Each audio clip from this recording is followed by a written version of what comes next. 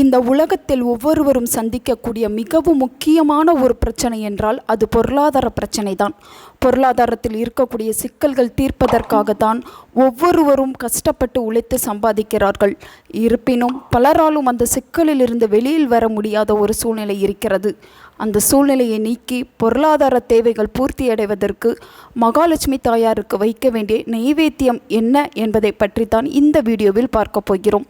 பணம் தொடர்பான அனைத்து பிரச்சனைகளும் தீர வேண்டும் என்றால் அதற்கு மகாலட்சுமியின் தாயாரின் அருள் கண்டிப்பான முறையில் வேண்டும்.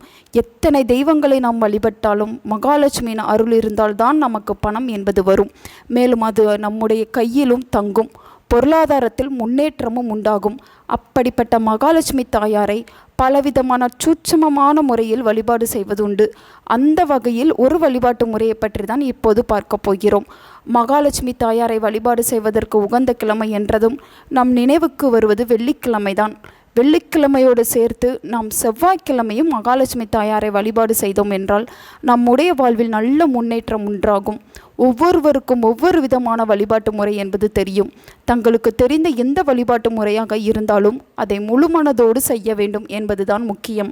அப்படி முழுமனதோடு நாம் தெய்வ வழிபாட்டில் ஈடுபடும் பொழுது கண்டிப்பான முறையில் அந்த தெய்வத்திற்கு ஏதாவது ஒரு நெய்வேத்தியத்தை நாம் வைக்க வேண்டும்.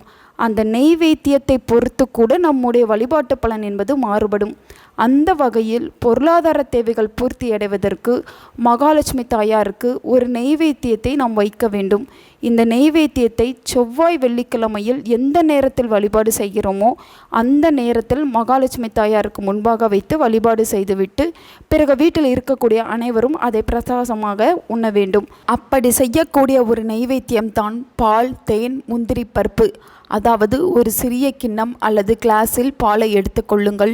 அதில் அந்த பாலிற்கு ஏற்றவாறு தேனை கலந்து கொள்ளுங்கள். பிறகு 3 to 5 எண்ணிக்கையில் முந்திரி பருப்பை மிக்சியில் போட்டு நன்றாக அரைத்து அந்த பாலுடன் போட்டு கலந்து மகாலட்சுமி தாயாருக்கு நெய்வேத்தியமாக வைக்க வேண்டும். இந்த முறையில் நாம் நெய்வேத்தியம் செய்து மகாலட்சுமி தாயாரை வழிபாடு செய்தோம் என்றால் விரைவிலேயே நம்முடைய பொருளாதார தேவைகள் அனைத்தும் பூர்த்தியடையும்.